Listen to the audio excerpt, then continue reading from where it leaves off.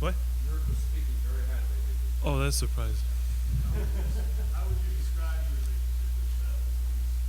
relationship The Boston Bees.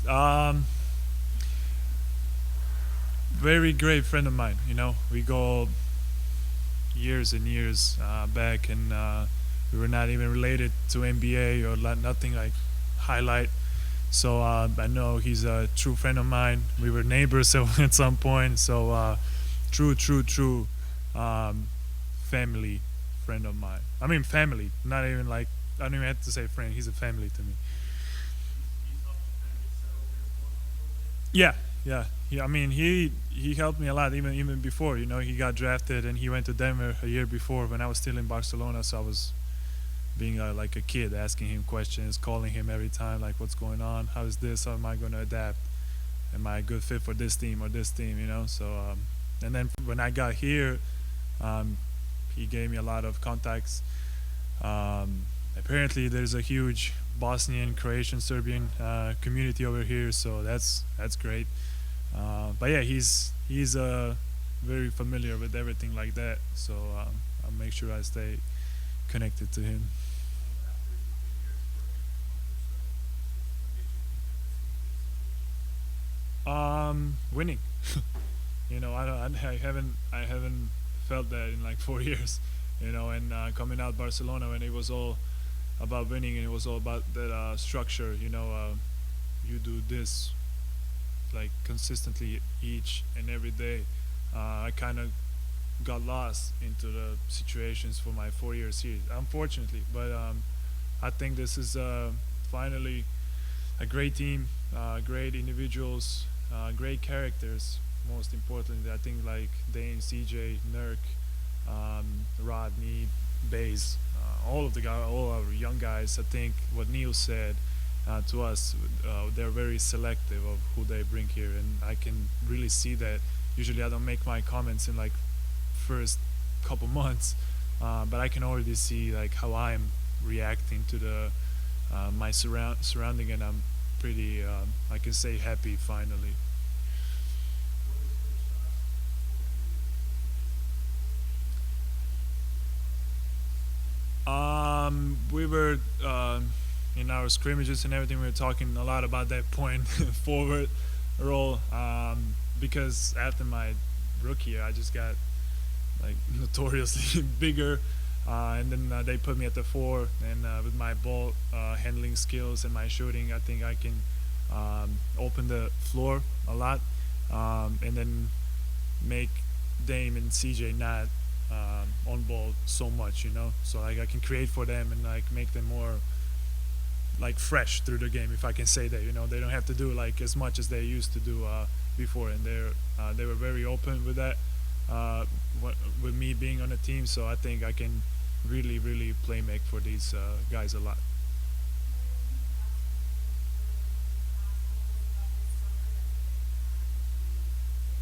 Said it again in early question. Yes, last 2 years. I'm sorry, 2 years ago. They called me on that Saturday. Like they were the first ones to call me, and Dame was FaceTiming and everything. But I was already leaning towards New York because the story was just too good, and I wanted to experience the New York, the fans there, and like how is it? And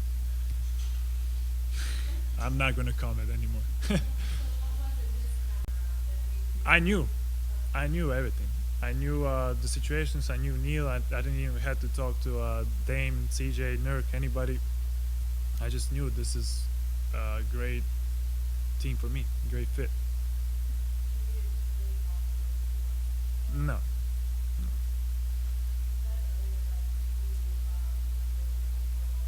Yeah. Well, he met my father first because I left when I was 15. I left to Barcelona, and then that year or maybe a year before, he got to Zagreb, to capital city of Croatia, to play with Cedevita Zagreb. And then after his games, apparently he will meet my father for coffee. They were drinking coffee and watching my game, which was at night of EuroLeague. So they met and they kept talking and talking. And then my father was sending me pictures with them too and everything. So okay. Then when I came back from my season, which was crazy long, Then we met in Zagreb, and we would like do movies together. I will ask him like, how's everything in Croatia? Do you like it here? Do you need help? Like my father is there if you need anything like crazy or like good, whatever you need. So we became family before highlights. I would say, before NBA, before big show. No, I don't even want to comment that. That I think without, I don't want to make any crazy comments, but I think with him being healthy, how he is, and how he was playing, especially that late in the season, I think this team um, goes much further than Western Conference Finals. Even Western Conference Finals is a great accomplishment. I think this team wins the championship with him healthy.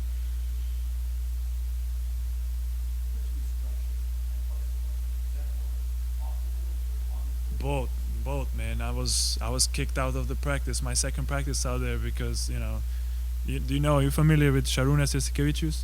You familiar with Juan Carlos Navarro? Okay, so I was guarding Navarro, right? And then I was helping on Sharunas, and then I contested Navarro's shot, tipped it. He airballs it, but I was late, I guess. And coach comes to me and kicks me out of it. Who do you think you are? Like, what do you think this is? I was like, oh, sorry, because I was like, like kid, I'm better than everybody, and I'm coming with that mentality. But you have to learn where you are at the certain time, and learn the structure and everything in the team, and that's Barcelona. It's not I don't want to name other teams, but that's, hey, we are competing for every single trophy every year. So I think years there helped me a lot to see how the team has to be run from front office to the court, what players have to do to stay in shape throughout the entire year, like just the like perception, like how you prepare for the games, what do you do here, what do you do there, and then there is no day offs out there. It's serious. Barcelona is one of the most serious like clubs in the world in terms of soccer, handball, basketball, and all of that. So that helped me a lot for situations like this. I do better than basketball. I'm joking. I'm joking. I'm joking.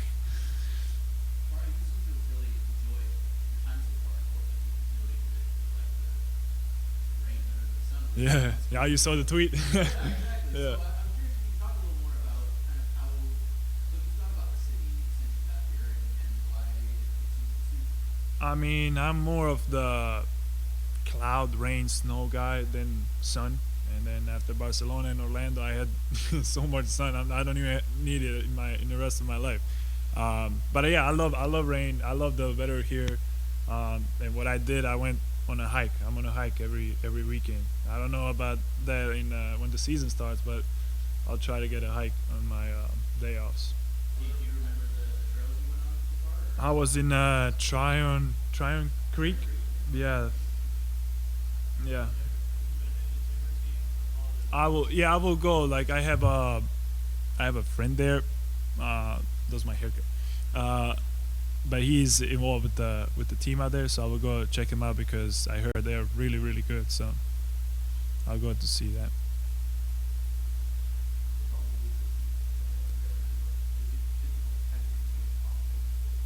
It wasn't. It wasn't. Everybody was talking about the confidence, but it wasn't. It was never a confidence thing because if I got the hit of my confidence, I would not show up for practice or like I would not be practicing as hard.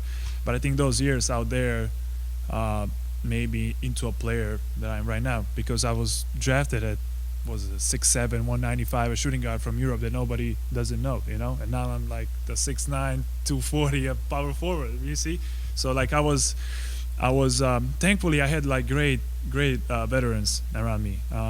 They were saying the stuff that I need to know, not the stuff that I like to hear. Hey, you like beautiful, you're like amazing player and all this stuff. So they were saying me the right things in Orlando. It doesn't matter if you play or don't play.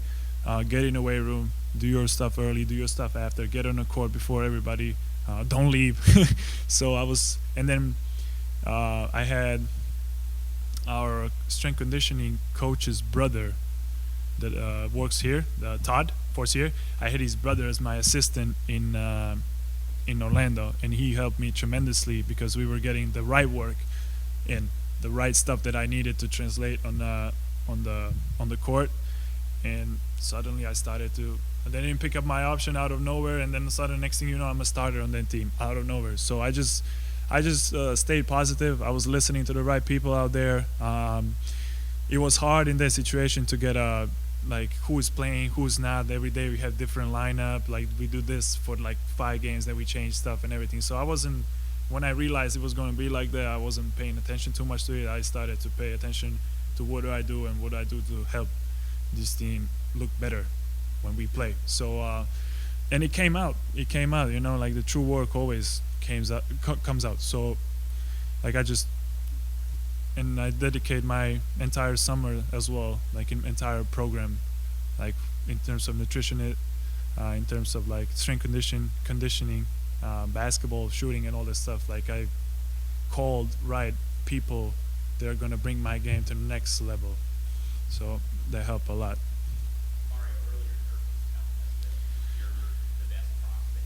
He thinks that you're the best prospect to come out of Croatia or Serbia since Zdravko Petrovic. Was it a conscious choice for you to wear number 44 for that reason? You got the number 44. I am not wearing this for myself. I appreciate Nurk telling that. I already know that. I'm not gonna make comments about that, but I'm doing this for Dražen and for everything that he's done for Croatia. This is more, and this is we have amazing fans back home, so I have to dedicate that as well to them. But this is mostly for Dražen because none of us got a chance, and it's very rare, to get a chance to play at the same club with the same number where he started. So I'm pretty sure if somebody else was here, I think they will try to do the same thing. But I will play with the wristbands. I'll play with this jersey. I will try to represent him and what he did, not only for NBA basketball, what he did in Europe, but what he did for Croatia and Croatian basketball. He's more than a true legend for us out there, and I think it's my time to represent him and finish what unfortunately he wasn't able to do.